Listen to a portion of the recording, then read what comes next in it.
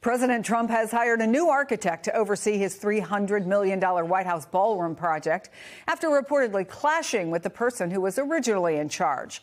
Sources tell the Washington Post the two argued over the president's desire to keep making the ballroom bigger. The president wants it to be 90,000 square feet, able to hold about 1,000 guests, and completed before the end of his second term. You'll remember he tore down the East Wing in October for the project, even though he had previously pledged the White House would not be touched. Donald Trump vient de licencier l'architecte en chef du projet le plus ambitieux qu'il ait jamais imaginé réaliser pendant et après sa présidence.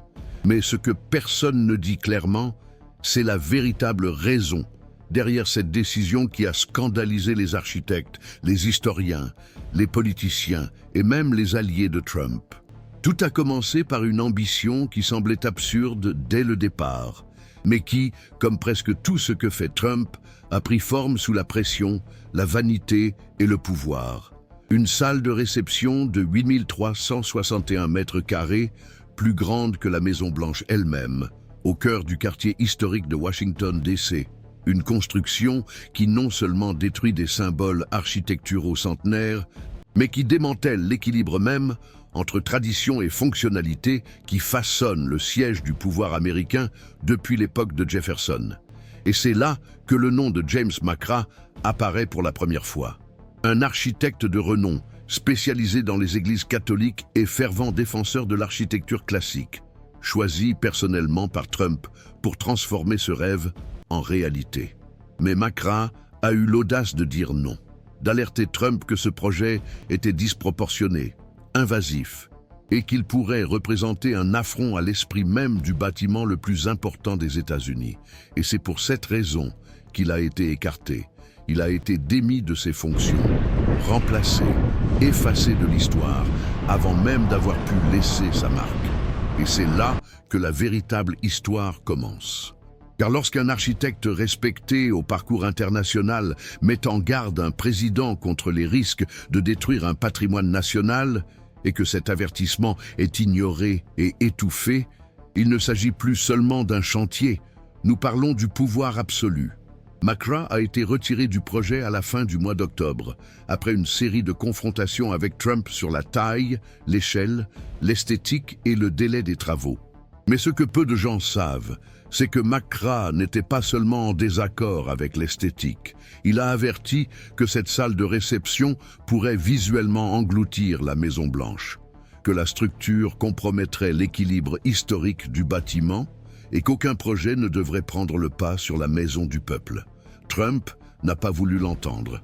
La salle, qui devait initialement accueillir 500 personnes, a été agrandie jour après jour, jusqu'à atteindre la capacité absurde de 999 invités assis pour les dîners présidentiels.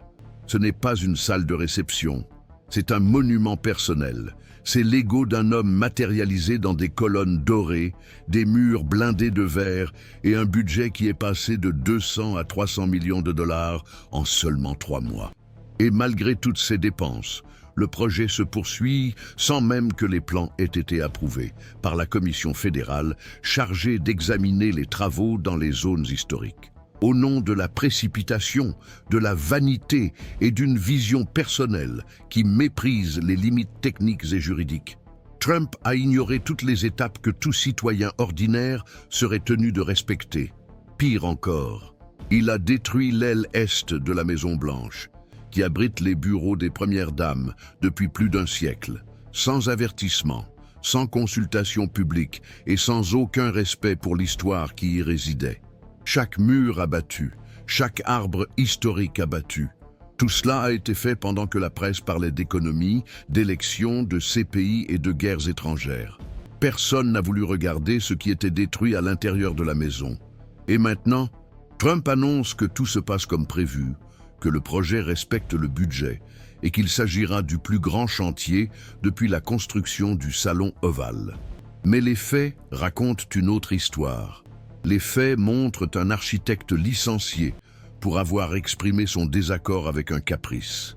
Un budget qui a explosé, un patrimoine historique réduit en gravats et une liste de donateurs privés parmi lesquels des géants comme Amazon, Apple, Google, Meta, Microsoft et même des entreprises du secteur de l'armement et des crypto-monnaies, toutes impliquées dans des négociations avec le gouvernement fédéral.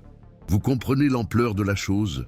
Ce sont des entreprises qui ont des intérêts directs dans ce qui se passe à Washington, finançant un projet personnel d'un président qui se bat encore pour le pouvoir. Et ce projet est vendu comme un cadeau patriotique, alors qu'il pourrait en réalité être la façade la plus coûteuse et la plus symbolique d'un système qui mêle pouvoir personnel, favoritisme institutionnel et destruction de la mémoire collective. Pendant ce temps, les médias restent silencieux sur la véritable raison du départ de McCrae. Car admettre qu'un professionnel expérimenté a été écarté pour avoir refusé de violer les principes de l'architecture classique reviendrait à reconnaître que, dans ce projet, Trump ne cherche pas à construire quelque chose de beau, mais plutôt quelque chose qui le place au-dessus de l'histoire. Et c'est peut-être pour cela qu'il a choisi Shalom Baranis pour remplacer McCrae. Un architecte avec des décennies d'expérience dans les travaux publics, certes, mais aussi un spécialiste de la préservation historique qui a déjà critiqué ouvertement des projets destructeurs basés sur des préférences esthétiques douteuses. Et maintenant, il est confronté au plus grand défi de sa carrière, donner forme à un rêve impossible, sans renier les valeurs qu'il défend depuis des décennies. Y parviendra-t-il ?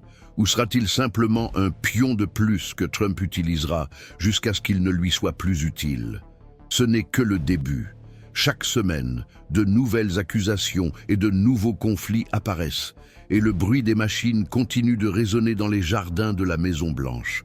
Si vous pensez, vous aussi, que ce type d'abus doit être dénoncé, que de telles décisions ne peuvent passer inaperçues, likez cette vidéo et abonnez-vous à la chaîne. Ici, nous allons au fond des choses, là où les médias ne veulent pas aller, parce que la vérité peut faire mal, mais elle doit être dite. Ce qui se passe au cœur de Washington est plus qu'un simple différend esthétique entre un président et un architecte. C'est la matérialisation d'un affrontement idéologique entre ceux qui considèrent la Maison-Blanche comme un symbole collectif de la démocratie américaine et ceux qui la traitent comme une extension de leur empire personnel. James McCrae n'a été que la première victime visible de ce conflit. En étant démis de ses fonctions, il a laissé derrière lui non seulement des plans et des maquettes, mais aussi une ligne ténue qui séparait la préservation historique d'une réinvention autoritaire de l'espace public. Son départ n'a pas été pacifique, ni consensuel, ni technique. Il a été politique, émotionnel, stratégique. Trump ne voulait pas d'un architecte, il voulait un exécutant, un sculpteur d'ambition. Et lorsqu'il s'est rendu compte que McCrae ne céderait pas à ses exigences croissantes, il l'a remplacé par quelqu'un qui avait suffisamment d'expérience pour paraître respectable, mais qui était suffisamment flexible pour ne pas s'opposer à lui. Shalom Baranis a accepté le défi et, ce faisant, s'est engagé dans un champ de mines. Un projet dont la démolition a déjà commencé, sans plans approuvés, avec des critiques croissantes de la part des organismes de préservation, sans délai précis, avec un budget gonflé et, surtout, avec l'ingérence constante d'un client qui exige d'être obéi et non contredit. Baranis est reconnu pour son travail sur les bâtiments fédéraux et a reçu des prix pour la préservation historique. Mais il se trouve désormais dans une position contradictoire. Il sera le visage d'un projet condamné par tous les secteurs qu'il défendait auparavant. L'homme qui critiquait autrefois les démolitions fondées sur des préférences esthétiques dirige aujourd'hui la construction d'un hall gigantesque qui viole l'échelle de la Maison-Blanche au nom d'une vision purement esthétique. Il n'est pas difficile d'imaginer les dilemmes moraux qui entourent cette décision. Les médias ont tenté d'adoucir la transition en utilisant des mots tels que conseil, transition planifiée, expansion de l'équipe. Mais la vérité est que McCrae est parti et Baranis est arrivé. Et cela a tout changé. Les coûts ont augmenté de 50% en 3 mois. La démolition a avancé sans approbation formelle. L'aile a été détruite. Et avec elle, un morceau de l'histoire américaine a disparu. il n'y avait pas seulement des bureaux, mais aussi des souvenirs. L'endroit où les premières dames ont façonné les politiques sociales, où des décisions diplomatiques discrètes ont été prises, où l'Amérique civilisée trouvait son expression. Aujourd'hui, tout est en ruine. 2 magnolias plantés en l'honneur des anciens présidents ont disparu sans préavis. Il n'y a eu ni communiqué officiel, ni cérémonie d'enlèvement. Ils ont simplement disparu. Et ce n'est pas seulement une métaphore de l'état actuel de la politique américaine. C'est un symptôme. C'est le portrait d'un gouvernement qui agit par impulsion, qui déchire les protocoles, qui réécrit le paysage physique de la démocratie avec la même facilité qu'il change les récits sur les réseaux sociaux. Et en parlant de réseaux sociaux, c'est là, sur Truth Social, que Trump a donné les premiers signes de ce qui allait arriver. Des messages énigmatiques, des phrases en majuscules, des promesses de faire les choses correctement, et ce correctement a toujours signifié à sa manière. 2 jours plus tard, le licenciement de McCrae a été divulgué. Lorsqu'un dirigeant veut reconfigurer la réalité, il commence par les symboles. Et quel symbole plus important que la Maison-Blanche elle-même? Les États-Unis ont une histoire de respect architectural envers leur siège présidentiel. Chaque ajout, chaque rénovation a été pensée dans une logique de continuité, d'harmonie et de proportionnalité. Même lorsque des présidents comme Roosevelt ou Jefferson ont agrandi leur structure, ils l'ont fait dans le respect de l'esprit du bâtiment d'origine. Trump rompt frontalement avec cette tradition. Son projet n'est pas une extension, c'est un remplacement. La salle de réception qu'il a conçue est plus grande que le bâtiment principal. Les colonnes dorées, les murs en verre pare-balles, le plafond à caissons, les immenses vitraux, tout cela témoigne d'une volonté de centraliser l'attention, de créer un impact, d'affirmer sa présence. Et c'est là que le véritable problème commence. Car la Maison-Blanche n'est pas la propriété d'un seul homme, elle est le patrimoine d'un peuple, et quand quelqu'un tente de la transformer en monument personnel, il en défigure l'essence même. C'est pourquoi tant d'organismes, d'architectes, de professeurs et d'universitaires se sont prononcés avec véhémence. Il ne s'agit pas seulement d'une question de goût, il s'agit de respect, il s'agit de responsabilité historique. L'American Institute of Architects a publié des lettres dénonçant l'absence de procédures adéquates. Le National Trust for Historic Preservation s'est déclaré alarmé par l'ampleur du projet. Des historiens ont souligné qu'aucun ajout à la Maison-Blanche depuis le 19e siècle n'avait rompu avec la logique You don't hand matches to an arsonist, and you don't give power to an angry left-wing. Alimenté par des dons privés dont les détails ne sont pas divulgués, des entreprises technologiques, des crypto-monnaies, des fabricants d'armes et des médias figurent sur la liste des bailleurs de fonds. Amazon, Apple, Meta, Lockheed Martin, Ripple, Google, Coinbase, toutes ont des intérêts directs dans le gouvernement fédéral. Toutes sont désormais associées à l'œuvre la plus extravagante de Trump. Et ce qu'il promet est grandiose. Une salle pouvant accueillir jusqu'à 999 invités, prête à accueillir des dîners, des événements de gala et même une éventuelle cérémonie d'investiture. Et si tel est vraiment l'objectif, le projet est encore plus audacieux qu'il n'y paraît. Trump veut entrer dans l'histoire, non seulement en tant que président, mais aussi en tant que personne ayant physiquement reconfiguré le pouvoir. Un geste qui restera visible pour tous ceux qui entreront à la Maison-Blanche pendant des générations. Il ne veut pas seulement un projet, il veut un héritage construit en marbre, en verre et en or. Et cela a un coût, pas seulement financier, mais aussi politique, institutionnel. Si vous avez regardé cette vidéo jusqu'ici, commentez ci-dessous. Ce projet n'appartient pas seulement à Trump, il appartient à l'histoire du peuple américain. Copiez-collez cette phrase dans les commentaires. En commentant, vous montrez que vous vous souciez encore de la mémoire de ce pays et que tout n'est pas perdu à l'oubli. Ce qui impressionne dans ce projet, ce n'est pas seulement l'ampleur physique de la construction, mais la manière dont il se déroule en marge des institutions, des rituels et des engagements qui ont toujours guidé les réformes à la Maison-Blanche. Il n'y a eu aucune consultation publique, aucune transparence dans les dons, Aucun respect de la tradition architecturale, ni aucune sensibilité à préserver le symbolisme que cet espace véhicule. La précipitation a licencié McCrae, la démolition hâtive de l'aile et les coups qui se multiplient sans contrôle visible. Tout cela forme un récit d'urgence, d'imposition, de domination absolue sur un espace qui devrait représenter l'équilibre et la retenue.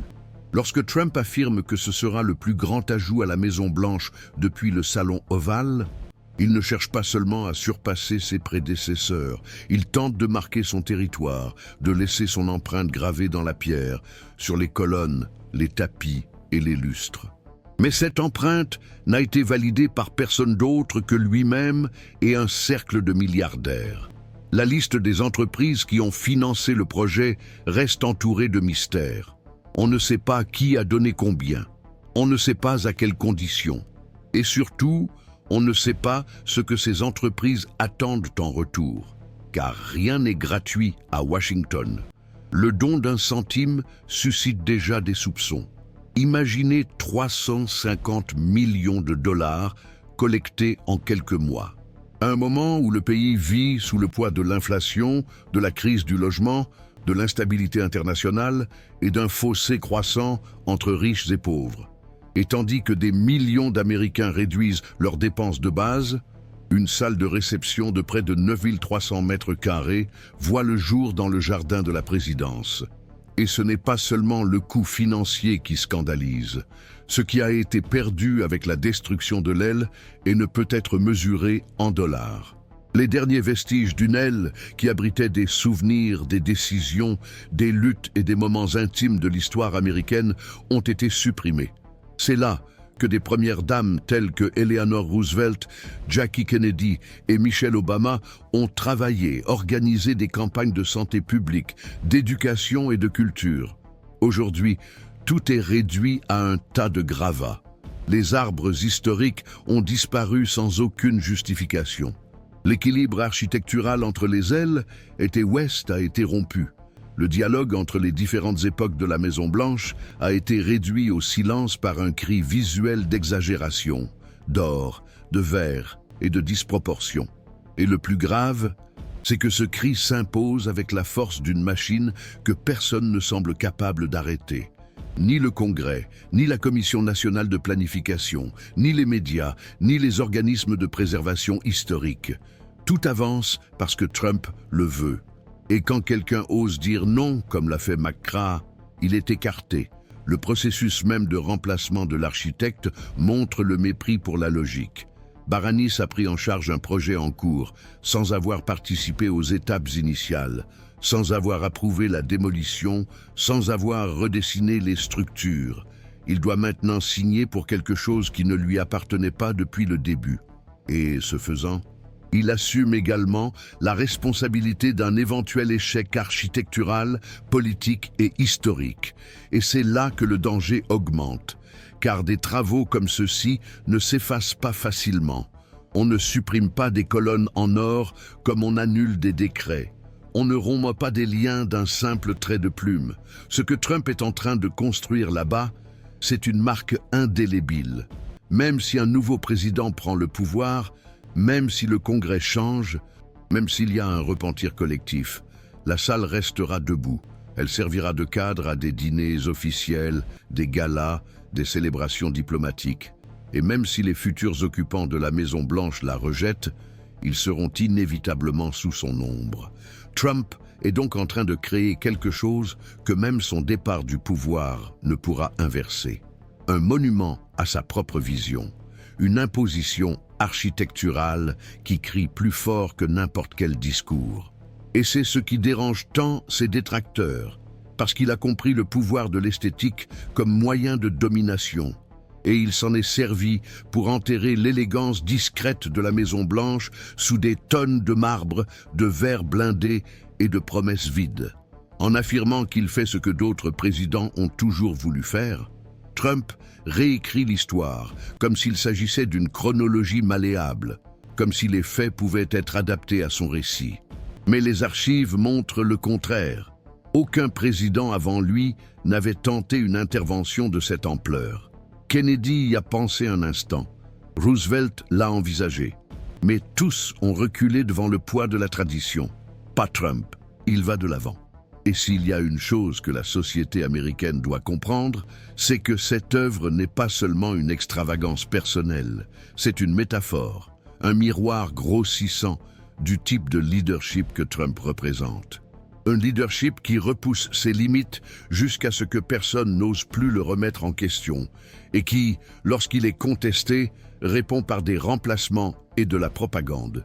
La salle de réception de Trump est peut-être l'image la plus fidèle de sa vision politique, disproportionnée, luxueuse, autoritaire, sans obligation de rendre des comptes, et construite sur les ruines d'institutions autrefois sacrées. Et si vous êtes arrivé jusqu'ici dans cette vidéo, c'est parce que vous vous souciez de ce qui arrive à ce pays. Alors profitez-en et abonnez-vous à la chaîne dès maintenant. Car tandis que la majorité préfère ignorer, nous continuerons à parler. Et ensemble, nous pouvons empêcher que l'histoire soit réécrite de force. Votre voix compte. Et ici, elle sera entendue, toujours.